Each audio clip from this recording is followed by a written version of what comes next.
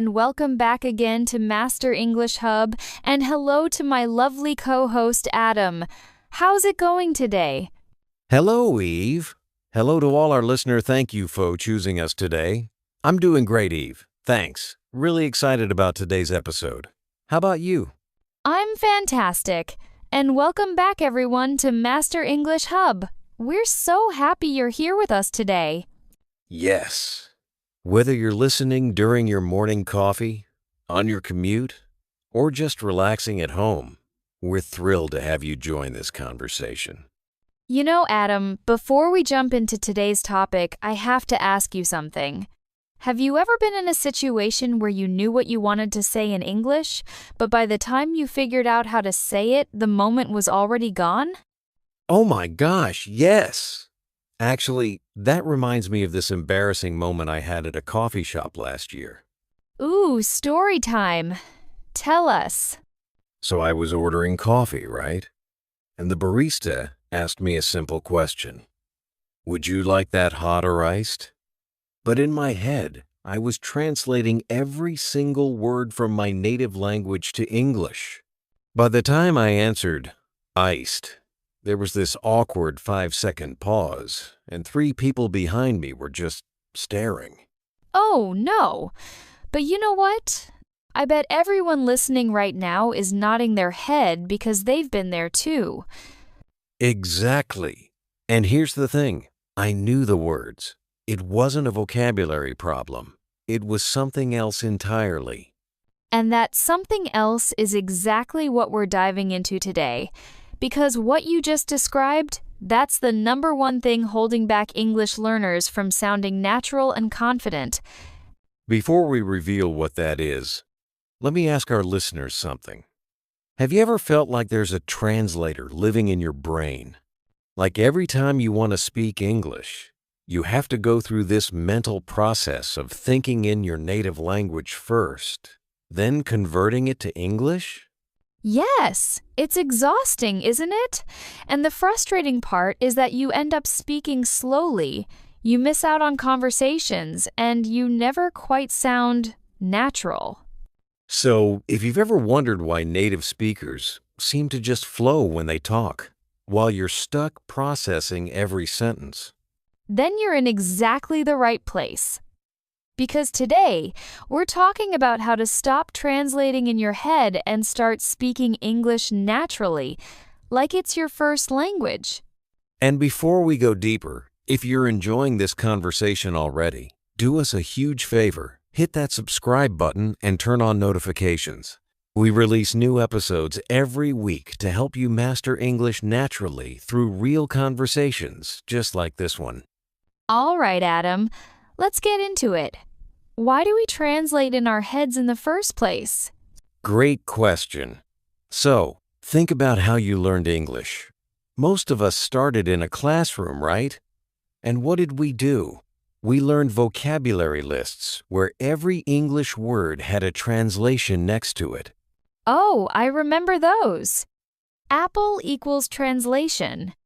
Beautiful equals translation. Exactly. And then we learned grammar rules by comparing them to our native language. So our brain literally got trained to think, okay, I want to say something. Step 1, think it in my language.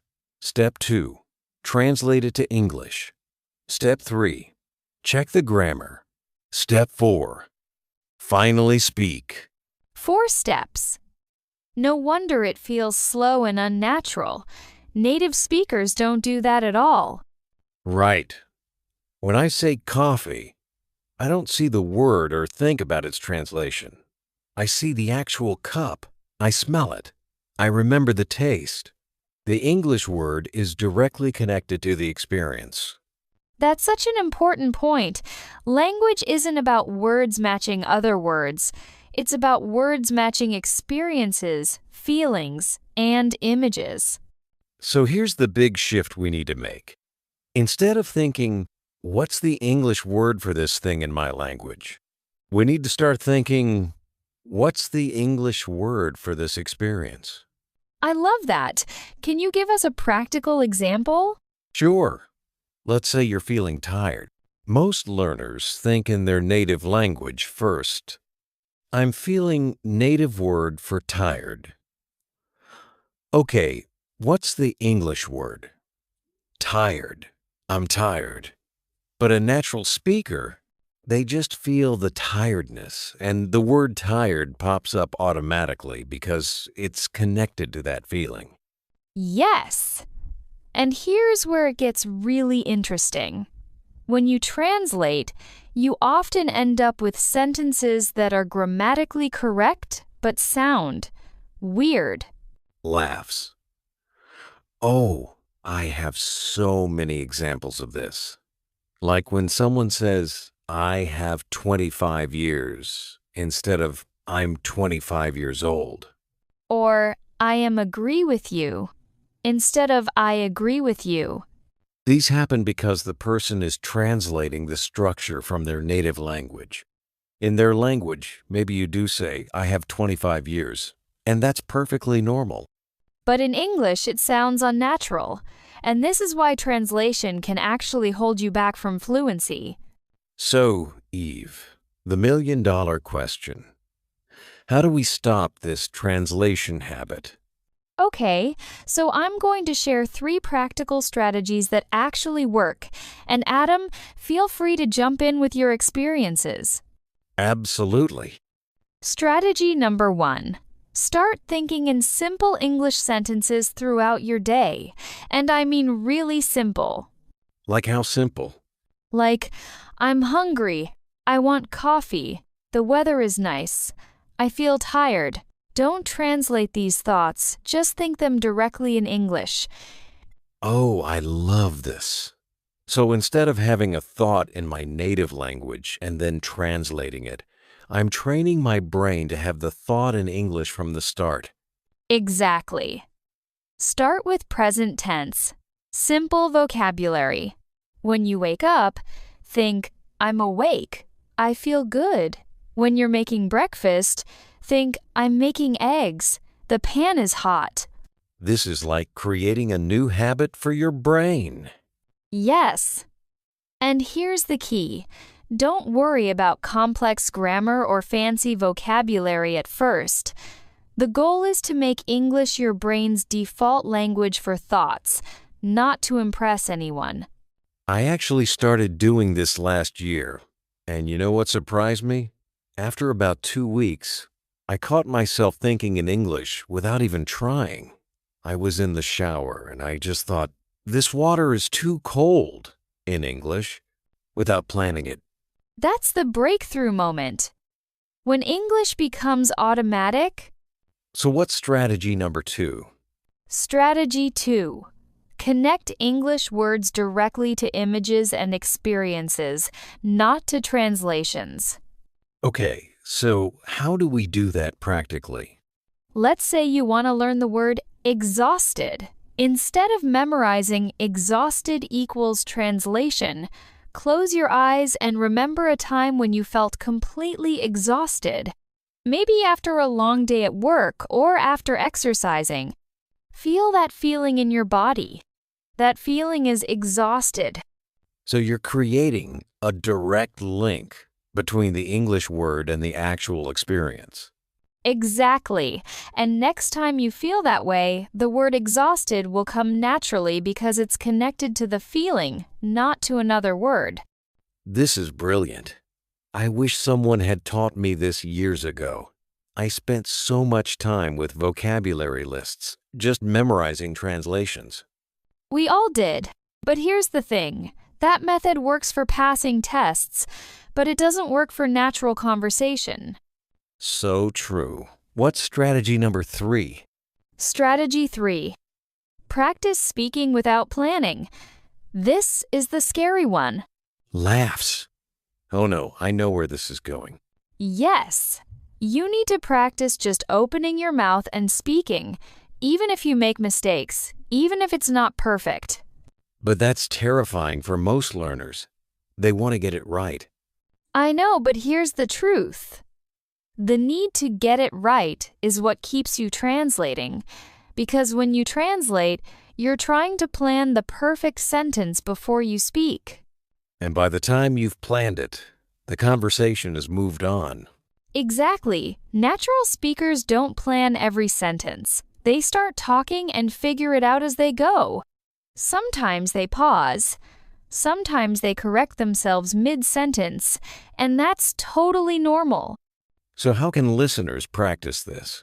Start by talking to yourself.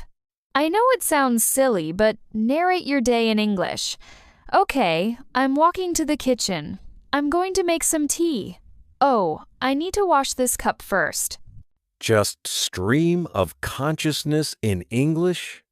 Yes, and don't stop to think, is this correct? Just keep talking. The goal is fluency first, accuracy later. You know what? I think this is the hardest part for perfectionists. They want every sentence to be grammatically perfect. But perfection is the enemy of fluency. Native speakers make mistakes all the time.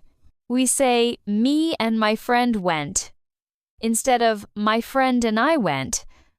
We use like as a filler word. We start sentences and change direction halfway through. That's such a good point. Natural speech is messy, and that's okay. So here's my challenge to everyone listening. For the next 7 days, spend just 5 minutes each day thinking out loud in English.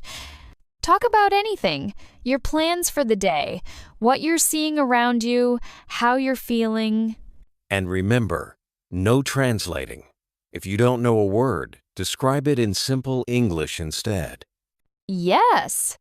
Like, if you can't remember the word refrigerator, say the cold box where I keep food.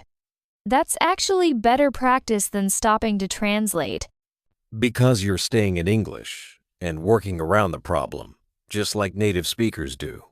Exactly. You know, Adam, I think the biggest mindset shift here is understanding that speaking naturally isn't about knowing more words or more grammar rules. It's about changing how your brain processes the language. Right. It's about making English a language you think in, not a language you translate to. And that takes time and practice, but it's totally possible for anyone. Absolutely. I've seen students go from translating every sentence to thinking in English within a few months of consistent practice. So let me ask you this, Eve. What's the one mistake you see learners make when they're trying to stop translating? Oh, great question. The biggest mistake is trying to do it all at once. They think, okay, from today, I'll never translate again. And then they get frustrated when they catch themselves translating. So it's not an overnight switch. No. It's gradual. You'll catch yourself translating less and less over time. Some days you'll think in English more, some days less. That's normal. It's like building a muscle. Perfect analogy. You wouldn't go to the gym once and expect to be strong, right? Same with thinking in English. It's a skill you build over time. And every time you practice, you're making those English pathways in your brain stronger. Exactly. Until one day, English becomes your default, and you won't even remember what it felt like to translate everything. I love that. Okay, so before we wrap up, let's recap these 3 strategies quickly. Sure. Strategy 1. Think in simple English throughout your day. Start with basic sentences and make it a habit. Strategy 2. Connect English words to real things like pictures, feelings, or memories, not to words in your first language. And strategy 3. Just speak. Don't wait until your sentence is perfect. Talk out loud even if you make mistakes. Say what you can and keep going. Remember, fluency comes from practice, not perfection. So this week, try just 5 minutes a day of thinking or talking in simple English. No translating, just English plus your life. And if you do, we'd love to hear how it goes. Leave us a comment or send us a message. Your story might help someone else feel less alone. Thanks so much for listening to Master English Hub. Keep practicing, keep speaking, and most importantly, keep believing in yourself. See you next time. Bye, Eve, and goodbye, all our beloved listeners. Bye, Adam. See you tomorrow.